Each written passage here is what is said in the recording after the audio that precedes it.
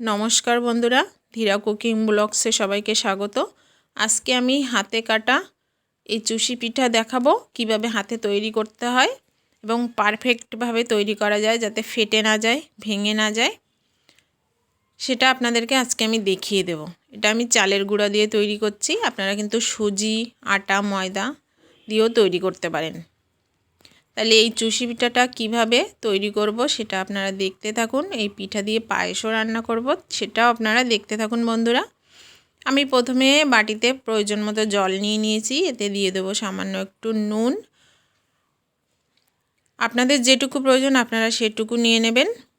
এবার এর ভেতরে আমি দিয়ে দেবো চালের গুঁড়া। চালের গুঁড়াটাও কিন্তু আপনাদের আন্দাজ মতো নিতে হবে।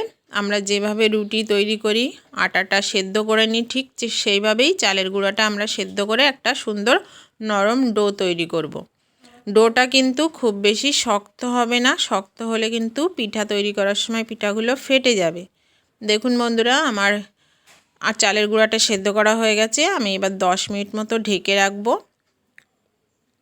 10 মিনিট পরে দেখুন আমার এই ডোটা কতটা নরম আপনারা দেখেই বুঝতে পাচ্ছেন। আমি কিন্তু খুব বেশি শক্ত ডো তৈরি করিনি, বারবার বলছি শক্ত করলে কিন্তু ফেটে যাবে করার সময়।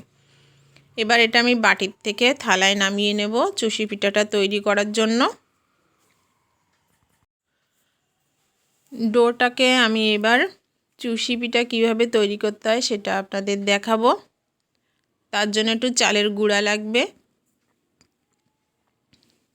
চালের গুঁড়োটা নিয়েছি, এটা কিন্তু গ্রামের দিকে কুলার ভেতরেও তৈরি করে। এটা আমি হাতে তৈরি করছি। দেখুন হাতের পরে আপনার পিঠাগুলো কীরকম বড় করবেন সেই সাইজে আপনার আটাটা নিতে হবে, নিয়ে হাতে জাস্ট একটু পাক দিলেই পিঠাটা তৈরি হয়ে যাবে।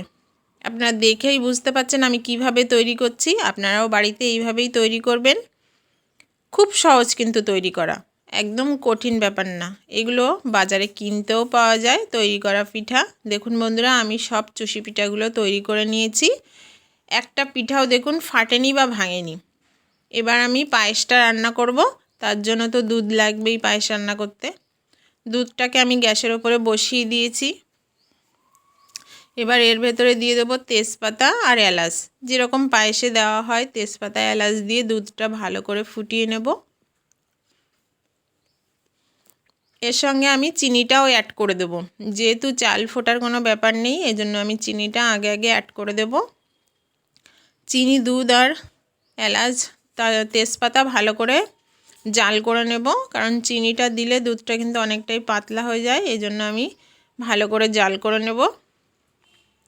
আর বারবার নাড়াতে হবে যাতে তলায় না লেগে যায়, এটা তো সবাই জানে। দুধটা দেখুন বন্ধুরা ভালোভাবে ফুটে গেছে। এবার আমি হাতে তৈরি করা সেই পিঠাগুলো দিয়ে দেব। পিঠাগুলো দেওয়ার সময় খুব আস্তে আস্তে দিতে হবে যাতে ভেঙে না যায়। পিঠাগুলো কিন্তু একটু গরম থাকতে থাকতে হাতে তৈরি করতে হবে, একদম ঠান্ডা করে কিন্তু করা যাবে না। হাতে সহ্য হবে সেরকম গরম থাকতে থাকতে পিঠাগুলো তৈরি করে নিতে হবে, কারণ যত ঠান্ডা হবে তত কিন্তু শক্ত হয়ে যায়। এবার আমি একদম আলতো হাতে নাড়াচাড়া করছি। দেখুন বন্ধুরা আমি এবার 10 মিনিট মতো ফুটিয়ে নেব পিঠাটা দিয়ে। সামান্য একটু নুন দিয়ে দেব পায়েসে স্বাদ বাড়ানোর জন্য। নুন দিলে যে কোনো মিষ্টিতে কিন্তু স্বাদটা চেঞ্জ হয়ে যায়। আর পিঠার ভেতরে যে চালের গুঁড়োগুলো ছিল এগুলো কিন্তু অনেকে ঝেড়ে ফেলে দেয়, আমি ফেলে দিইনি। তার জন্য কিন্তু দুধের ইটা দেখুন অনেকটাই গাঢ় হয়ে গেছে দুধটা। ওটা দিলে দুধটা অনেকটাই গাঢ় হয় এবং সুন্দর হয়, ওটা ফেলে দেওয়ার কোনো প্রয়োজন নেই। চালের যে গুঁড়োগুলো ওর গায়ে লেগেছিলো সেগুলো দেওয়া খুবই দরকার, তাহলে দুধের একটা গ্রেভিটা সুন্দর একটা গাঢ় হয়ে যাবে। দেখুন বন্ধুরা পিঠাগুলো কিন্তু সেদ্ধ হয়ে গেছে। এবার আমি গ্যাসের ওপরে ঢেকে রেখে দেবো 10 মিনিট। গ্যাসটাকে অফ করেই আমি 10 মিনিট ঢেকে রেখে দেবো।